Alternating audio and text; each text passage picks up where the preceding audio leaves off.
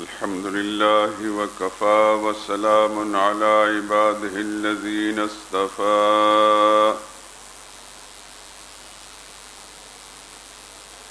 خصوصا على سيد الرسل وخاتم الأنبياء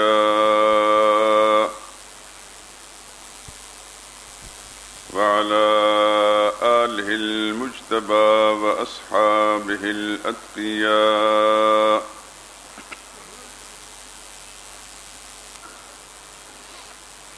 أما بعد فإن خير الحديث كتاب الله وخير الهدي هدي محمد صلى الله عليه وسلم وشر الأمور محدثاتها وكل محدثة بدعة وكل بدعة ضلالة وكل ضلالة في النار. أعوذ بالله من الشيطان الرجيم. بسم الله الرحمن الرحيم.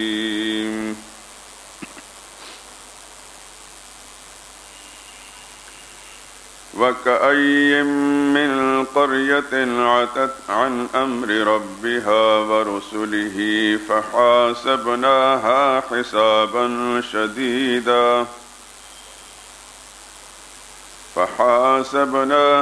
حسابا شديدا وعذبناها عذابا نكرا.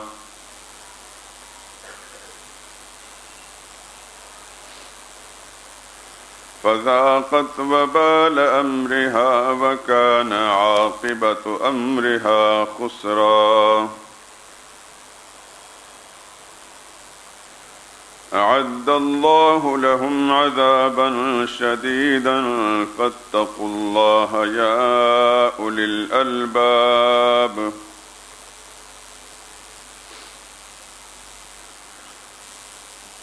فاتقوا الله يا أولي الألباب الذين آمنوا قد أنزل الله إليكم ذكرا رسولا يتلو عليكم آيات الله مبينات ليخرج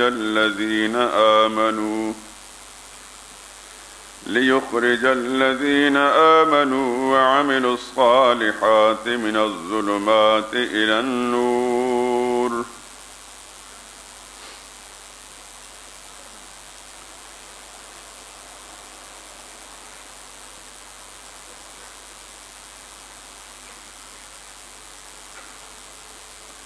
اور بہت سی بستیوں کے رہنے والوں نے اپنے پروردگار اس کے پیغمبروں کے احکام سے سرکشی کی تو ہم نے ان کو سخت حساب میں پکڑ لیا اور ان پر ایسا عذاب نازل کیا جو نہ دیکھا تھا نہ سنا تھا. سو انہوں نے اپنے کاموں کی سزا کا مزہ چکھ لیا. ان کا انجام نقصان ہی تو تھا. اللہ نے ان کے لیے ایسی سخت سزا تیار کر رکھی ہے. تو اے عقل والو جو ایمان لائے ہو اللہ سے ڈرتے رہو. اللہ نے تمہارے پاس نصیحت کی کتاب بھیجی ہے اور اپنے پیغمبر بھی بھیجے ہیں تاکہ تمہارے سامنے اللہ کی واضح آیتیں پڑھتے رہیں تاکہ جو لوگ ایمان لائے اور اچھے کام کرتے رہے ان کو اندھیرے سے نکال کر روشنی میں لے آئیں.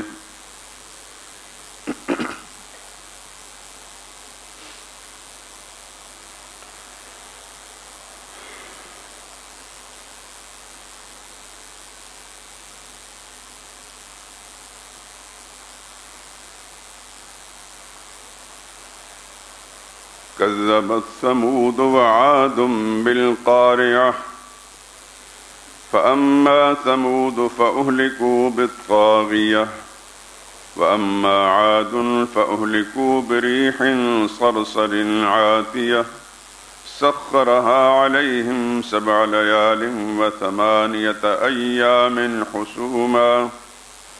حصوما فترى القوم فيها سرعا كأنهم أعجاز نخل خاوية فهل ترى لهم من باقية وجاء فرعون ومن قبله والمؤتفكات بالخاطئة فعصوا رسول ربهم فأخذهم أخذة رابية.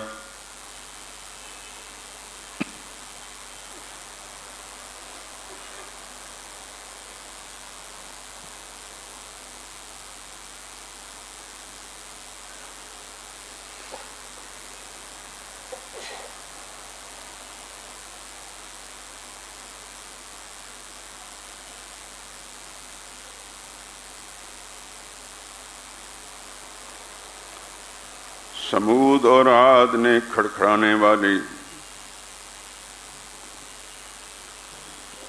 اللہ کی طرف سے آنے والی آزمائش کو جھٹلایا، سو سمودی تو کڑک سے ہلاک کر دیے گئے، اور رہے عاد ان کا سخت تند و تیز آندھیوں سے ستیہ ناش کر دیا گیا۔ اللہ نے اس کو 7 راتیں اور 8 دن ان پر برابر چلائے رکھا، تو اے سننے والے تو لوگوں کو اس میں سے اس طرح مرے پڑے دیکھے جیسے کھجور کے کھوچلے تنے ہیں، بھلا تو ان میں سے کسی کو بھی باقی رکھتا ہے؟ اور فرعون اور جو لوگ اس سے پہلے تھے اور وہ جو الٹی بستیوں میں رہتے تھے سب گناہ کے کام کرتے تھے، انہوں نے اللہ کے پیغمبروں کی نافرمانی کی تو اللہ نے بھی ان کو سخت عذاب میں پکڑ لیا۔ سبحان ربک رب العزت عما یصفون وسلام علی المرسلین والحمد للہ رب العالمین۔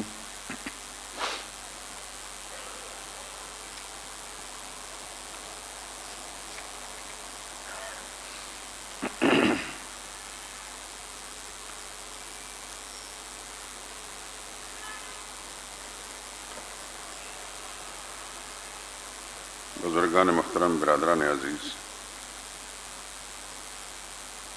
یہ آیات کریمہ کچھ تو سورہ طلاق کے آخری رکوع سے تلاوت کی گئی ہیں 28 پارے میں، اور کچھ سورہ حاقہ جو 29 پارے میں ہے اس کی آیات ہیں۔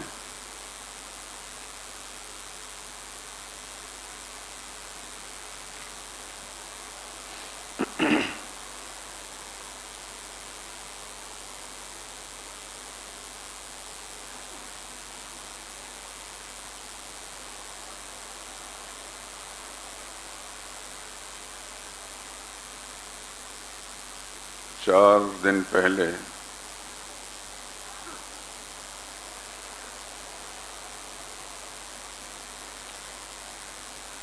اکتوبر کے مہینے کی 26ویں تاریخ کو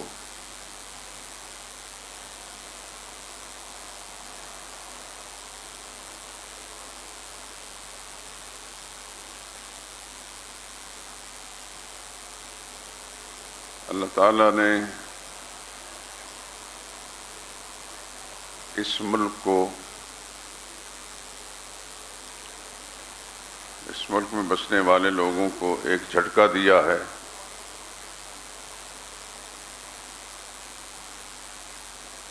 جھنجھوڑا ہے زلزلے کی شکل میں۔ اگر چند لمحے اور وہ باقی رہتا اسی انداز سے،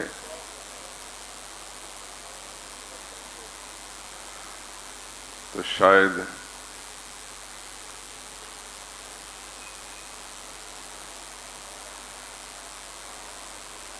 اس ملک میں بہت تھوڑے لوگ باقی رہتے۔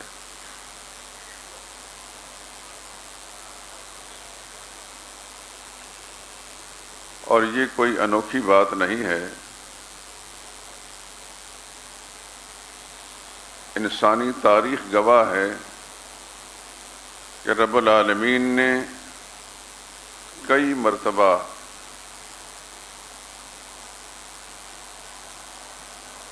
قوموں کی قومیں صفحہ ہستی سے مٹا دیں۔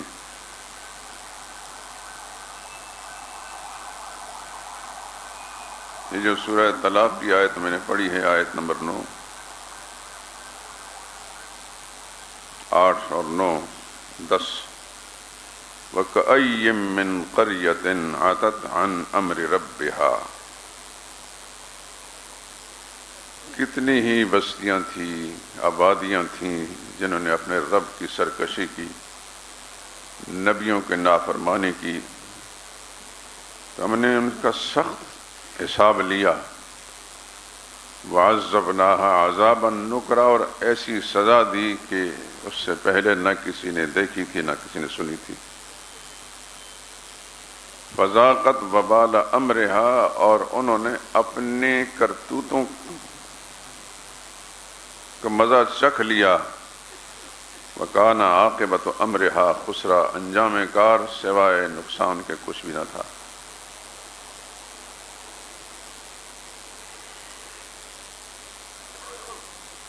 سورہ قاریہ کی آیتوں کے درمیان دو قوموں کا نام سامنے آپ نے سنا، سمود اور عاد۔ کذبت ثمود وعاد بالقاریہ، اپنے زمانے کی بڑی ترقی یافتہ قومیں تھیں۔ قوم عاد کے بارے میں تو آتا ہے کہ درختوں کی مانند بڑے بڑے قد کاٹ والے لوگ تھے، اور قرآن کریم کے ایک مقام میں ان کے اس غرور و تکبر کا، متکبرانہ انداز کا بھی ذکر کیا گیا ہے۔ من اشد منا قوہ، کہتے تھے ہے کوئی دنیا میں ہمارے جیسا طاقتور۔ اور سمودیوں کے بارے میں آتا ہے کہ وہ اتنے کاریگر لوگ تھے،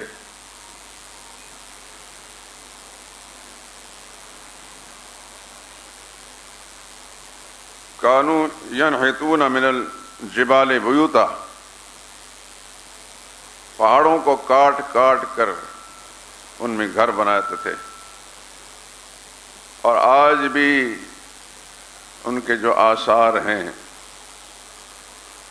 جن لوگوں نے دیکھے ہیں حیران ہوتے ہیں کہ ہزاروں برس پرانی بات ہے، کیسے کاریگر لوگ تھے، کیسی انجینئرنگ تھی ان کی، کہ کس طرح انہوں نے پہاڑوں کو کاٹ کر پہاڑوں کے اندر خوبصورت گھر بنائے، اور نرم زمین پر بڑی بڑی اونچی عمارتیں اور بلڈنگیں بنائی انہوں نے، زلزلہ پروف عمارتیں۔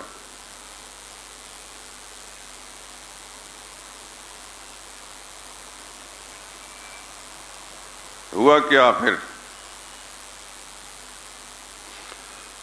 اللہ کی نافرمانی جب کی، پیغمبروں کو جھٹلایا، فَأَخَذَتْهُمُ الرَّجْفَةُ، زلزلہ آیا ان پر، فَأَصْبَحُوا فِي دَارِهِمْ جَاثِمِينَ، اپنے گھروں میں اس طرح اوندے منہ پڑے ہوئے تھے گھٹنوں کے بل، کہ انسانیت کا، آبادی کا، زندگی کا کوئی نام و نشان باقی نہیں تھا۔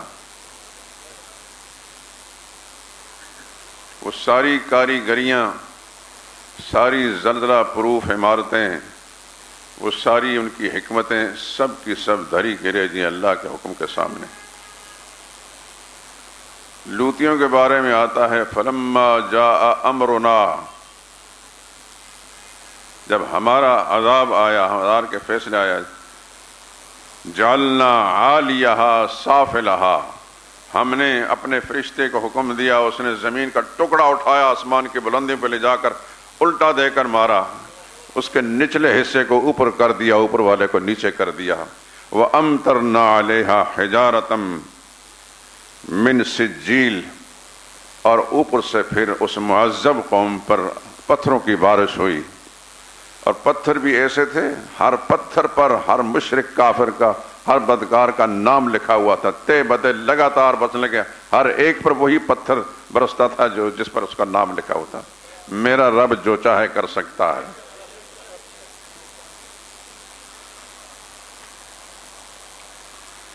قرآن کریم کے اندر سورہ توبہ میں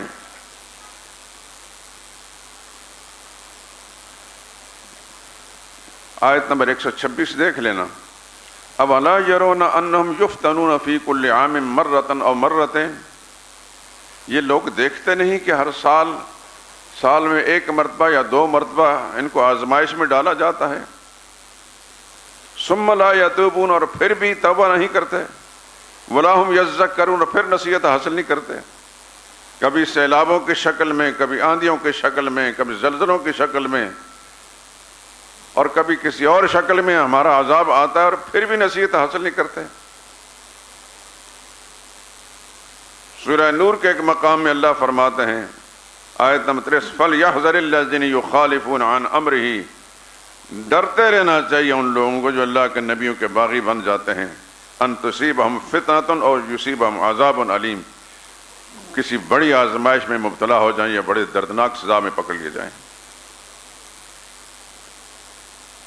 اور قرآن کریم میں یوں ظہر الفساد فی البر والبحر بما کسبت ایدی الناس، دریاؤں میں اور صحراؤں کے اندر فساد پھیل گیا ہے انسانوں کی بدعمالیوں کے سبب سے. یہ بھی اللہ نے فرمایا ما اصابکم من مصیبت فبما کسبت ایدیکم، تم پر جو مصیبت آتی ہے تمہارے اعمال کا نتیجہ ہوتی ہے. اللہ کی طرف سے کسی پر کوئی زیادتی اور ظلم نہیں ہوتا.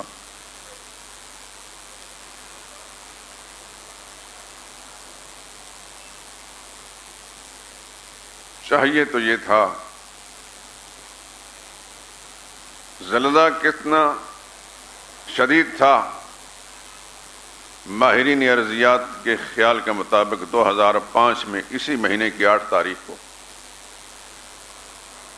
جو زلزلہ آیا تھا، بعض علاقوں میں آبادیوں کا نام مٹ گئے تھے، نشان مٹ گئے تھے.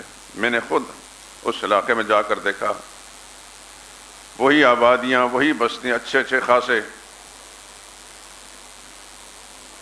اکٹھے مکان جو سینکڑوں کی تعداد کے اندر تھے، جس میں ہزاروں انسان بستے تھے. ہم نے ان مکانوں کو، ان بستیوں کو اس وقت بھی دیکھا تھا جب زندگی کے آثار تھے، انسانوں کی چہل پہل تھی، اور تب بھی دیکھا کہ وہ کوئی ایک گھر ایسا نہیں تھا جو زمین پر پڑا ہوا نہ ہو. ایک گھر بھی باقی نہیں بچا تھا.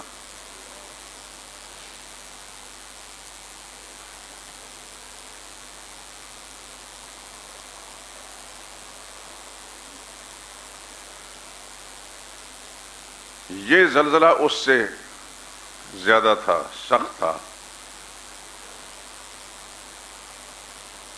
کسی نے کوئی بات کی، کسی نے کوئی بات کی، جتنے منہ اتنی باتیں. اپنی اپنی سائنس بگاڑتے رہے کہ یہ ہو گیا اور وہ ہو گیا.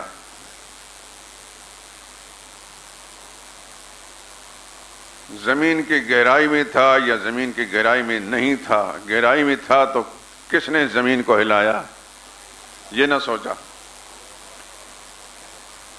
اور گہرائی میں نہیں تھا تو کس نے زمین کی بالائی سطح پر زلزلہ لایا؟ یوں ہونا چاہیے، یوں ہونا چاہیے، یوں ہونا چاہیے. دہریہ قسم کے جو میڈیا کے اینکر ہیں یا ٹاک شوز میں بیٹھنے والے ہیں، fault lines, global warming, tectonic plates, فلاں فلاں فلاں، بلڈنگ کوڈ جو ہے وہ ہونے چاہیے، اس سے لوگوں کو آگاہی ہونی چاہیے. بھائی وہ جو قیامت کے دن زلزلہ آئے گا اس وقت یہ ساری کی ساری سائنس تو مکمل ہو چکی ہوگی، یہ بلڈنگ کوڈ جو مکمل ہو چکے ہوں گے اور یہ ساری تدبیریں میں ہوگی. ان زلزلۃ الساعۃ شیء عظیم، سورہ حج کی بالکل ابتدائی آیتیں پڑھیں. قیامت کا بھونچال بڑی خوفناک چیز ہوگی. یوم ترونہا تذہل کل مرضعۃ، جس دن وہ آئے گا جب دیکھو گے تو ہر ماں اپنے پیارے بچے کو دودھ پلاتے پلاتے بھول کر اپنی جان بچانے میں لگ جائے گی. کہاں گیا میرا وہ نور نظر بچہ؟ وَتَضَعُ كُلُّ ذَاتِ حَمْلٍ حَمْلَهَا، ہر حاملہ گھبراہٹ کے مارے اپنے حمل کو گرا دے گی. وَتَرَى النَّاسَ سُكَارَىٰ، لوگ متوالوں کی شکل کے اندر، نشیوں کی شکل میں پھر رہے ہوں گے. اللہ فرماتا ما ہم بسکارا، نشہ نہیں پیا ہوگا، ولیکن عذاب اللہ شدید، اللہ کے عذاب کی شدت کا سبب ایسا ہوگا.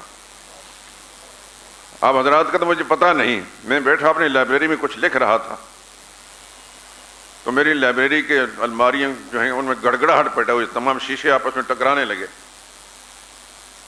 اور میں جس کرسی پہ بیٹھا تھا وہی ہلی، اور میں اٹھ گیا، اٹھ کے صرف دروازے تک پہنچا ہوں تو گھر کے تمام افراد باہر کی طرف آ گئے، اور ہر ایک کے چہرے پر عجیب سی سراسیمگی۔ مجھے قرآن کریم کی یہ آیتیں جو ہیں ذہن میں گردش کرنے لگی۔ موت تو برحق ہے، وہ اپنے وقت پر آنی ہے، اذا جاء اجلهم لا يستاخرون ساعة ولا يستقدمون، ایک پل کے لیے نہ آگے ہو سکتے نہ پیچھے ہو سکتی ہے۔ لیکن قرآن کریم کی یہ آیتیں مجھے ذہن میں گردش کرنے لگی۔ یہ چند لمحوں کا زلزلہ تھا، یہ بدہوشی اور یہ پاگل پن ہے۔ چند لمحے اور ہوتا تو کیا ہوتا؟ وہ قیامت کا زلزلہ کیسا ہوگا جس کا نقشہ پروردگار عالم اپنی کتاب میں عزیز میں یوں کھینچتے ہیں، تذہل کل مرضعۃ عما ارضعت، ہر ماں اپنے بچے کو بھول جائے گی، ہر حاملہ اپنے حمل کو گرا دے گی، ہر انسان متوالوں اور مدہوشوں کی طرح پھرے گا۔ وما ہم بسکارى ولکن عذاب اللہ شدید، اللہ کے عذاب کی شدت کا سبب ایسا ہوگا۔ چاہیے تو یہ تھا کہ ساری قوم اللہ کی طرف متوجہ ہوتی۔ سورہ توبہ کی اولا یرون انہم یفتنون فی کل عام مرۃ او مرتین، دیکھتے نہیں ہر سال ان کو آزمایا جاتا ہے، کبھی ایک بار کبھی دو بار، ثم لا یتوبون، پھر بھی توبہ نہیں کرتے، ولا ہم یذکرون، ان کو نصیحت نہیں ملتی۔ میں یہ سمجھتا ہوں کہ پاکستانی قوم سے بڑھ کر شاید دنیا میں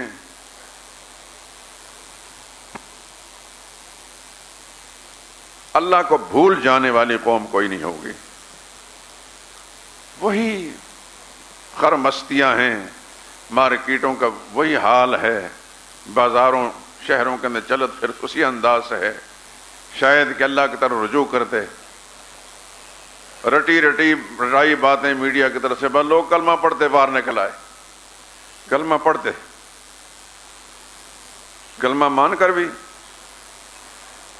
اگر کلمہ یہ زبان پر جو آیا ہے، پتہ نہیں وہ صحیح بھی ہے کہ نہیں، کہ اس کو مانتے بھی ہیں، اس کا تقاضا تو یہ تھا کہ رب العالمین کے سامنے جاتے۔ مسجدیں بھری ہوتی میں نے دیکھا کہ ظہر کے بعد یہ زلزلہ ہوا ہے، عصر کے وقت نمازیوں کی اتنی ہی تعداد سے زیادہ نہیں تھی۔ کیا ہم اللہ کو آزما رہے ہیں کہ تو ہمارا کچھ نہیں بگاڑ سکتا؟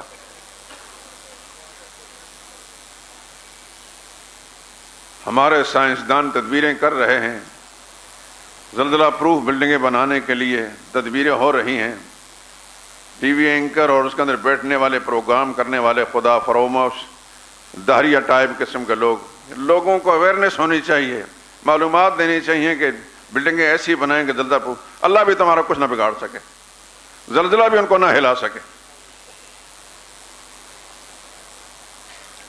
یہ دہریت، یہ اسلام بیزاری،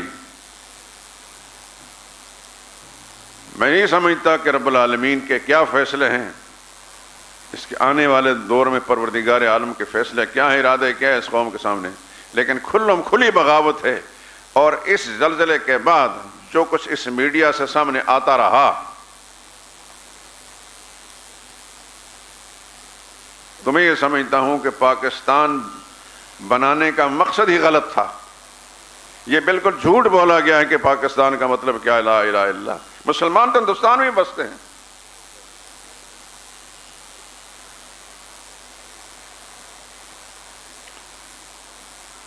یہ تو ایسا لگتا ہے کہ کچھ مطلب پرست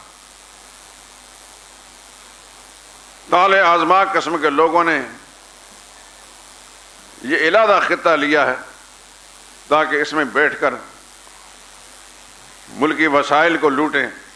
اس بد نصیب قوم کے جو غریب بے وسیلہ لوگ ہیں ان کو اپنا غلام بنائے رکھیں، جیسا کہ یہاں صورتحال ہم نے اپنی شعوری زندگی میں دیکھی اور دیکھ رہے ہیں۔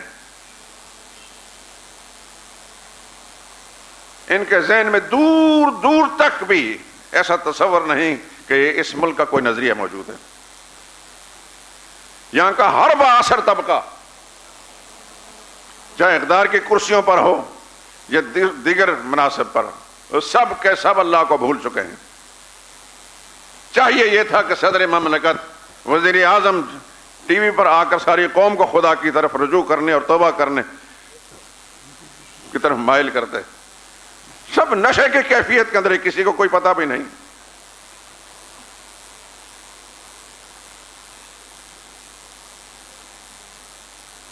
قرآن کریم یہ بھی بتاتا ہے کہ ہم نے اس انداز سے ان کی جڑیں اکھاڑیں، فما بکت علیہم السماء والارض، پھر ان پر نہ آسمان رویا نہ زمین، کوئی رونے والا نہیں تھا ان پر۔ اللہ یہ سب کچھ کر چکا ہے اس دھرتی پر، اسی نے بنایا ہے قوم عاد و سمود کو اور لوطیوں کو اسی نے بنایا تھا، فرعونیوں کو اسی نے بنایا تھا، ہمیں بھی اسی نے بنایا ہے۔ ان کا کوئی اور خدا نہیں تھا اور ہمارا کوئی اور خدا نہیں ہے۔ وہ اگر اللہ تعالیٰ نے بنا کر بہت اونچی منصب پہنچا کر بڑی بڑی ترقیوں میں پہنچانے کے بعد پھر اللہ نے ان کو پیوند زمیں کر دیا، نام و نشان مٹ گئے، تو کیا ہمارا معاملہ جو ہے کوئی زیادہ مشکل ہے؟ ہم اللہ کے قابو میں نہیں ہیں۔ من یرتد منکم عن دینہ، اس نے وارننگ دے دی ہے، تم میں سے جو اپنے دین سے پھر جائے گا، فسوف یأتی اللہ بقوم یحبہم ویحبونہ، اللہ پھر اور قوم لے آئے گا جو اللہ سے پیار کرنے والی ہوگی اور اللہ اس سے پیار کرنے والے ہوں گے۔ تمہیں مٹا کر خدا دوسری قوم کھڑی کر دے گا، اس کے لیے کوئی مشکل نہیں۔ اذلۃ علی المؤمنین اعزۃ علی الکافرین، وہ قوم مسلمانوں کے ساتھ پیار کرنے والی ہوگی اور کافروں کے مقابلے میں بڑی دلیر اور بہادر ہوگی۔ یجاہدون فی سبیل اللہ، وہ اللہ کی راہ میں جہاد کر، اللہ کے دین کے سربلندی کے لیے جہاد کرنے والے، ولا یخافون لومۃ لائم، پھر کسی کے ملامت کی پرواہ نہ کرنے والے ہوں گے۔ کون خوش ہوتا ہے اور کون ناراض ہوتا ہے، کون ناراض نہیں ہوتا۔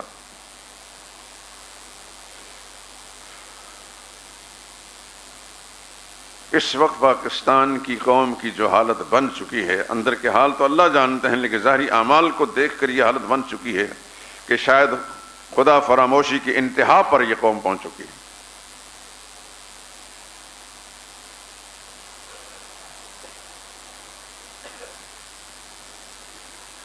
کسی ایک ٹی وی اینکر نے یا اس پر پروگرام کرنے والے نے یہ نہیں کہا کہ یہ ہماری بدعمالیوں کا نتیجہ ہے، ساری قوم کو اللہ کی طرف رجوع کرنا چاہیے، توبہ کرنا چاہیے۔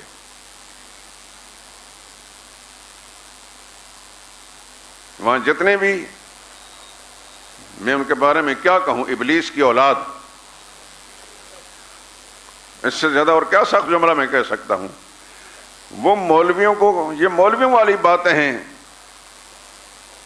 کہ اللہ تعالیٰ کی طرف پکڑ آ جاتی ہے، اللہ کا عذاب آ جاتا ہے، نہیں، یہ گلیشیر پگھلتے ہیں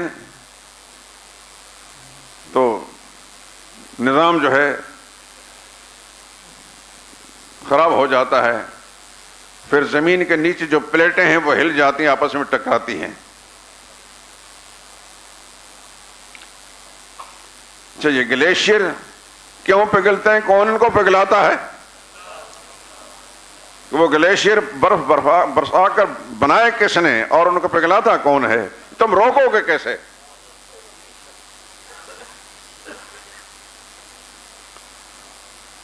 میں تو سمجھتا ہوں کہ شیطان بھی ان پر ہنستا ہوگا۔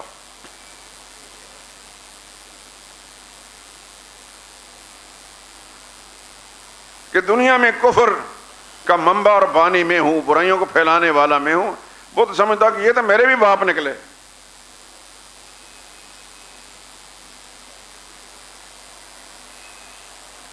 شیطان کو جب جنت سے نکالا جا رہا تھا تب بھی اس نے اللہ کی طرف رجوع کیا تھا، یا اللہ مجھے مہلت مل جانی چاہیے۔ یہ تو ایسے وقت میں بھی اللہ کی طرف رجوع نہیں کرتے۔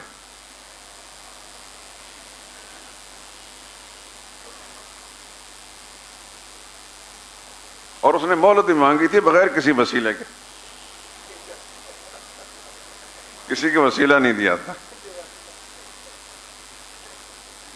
کہ فلان کے واسطے سے مجھے قیامت تک مہلت مل جانی چاہیے۔ انظرنی الی یوم یبعثون، یا اللہ قیامت کے دن تک مجھے مہلت مل جانی۔ قال فإنک من المنظرین، تو میری طرف متوجہ ہوا ہے تو شیطان، لعنت اور پھٹکار تو تجھ پر ہے، لیکن تیرا یقین اور ایمان مجھ پر ہے کہ یہ سارے کام میں کر سکتا ہوں، لو میں نے تمہیں مہلت دے دی۔